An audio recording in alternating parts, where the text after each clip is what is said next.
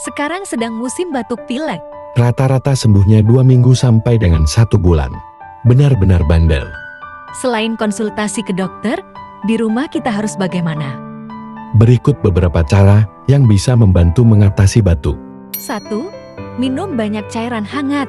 Air hangat dapat membantu melegakan tenggorokan dan mencegah dehidrasi. 2. Hindari makanan yang dapat memicu batuk. Makanan berminyak, pedas, asam, dan tinggi lemak bisa memperburuk batuk. 3. Hindari makan seafood dan ikan. 4.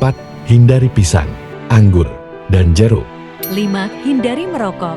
Asap rokok dapat memperburuk kondisi batuk. 6. Suhu AC jangan terlalu dingin.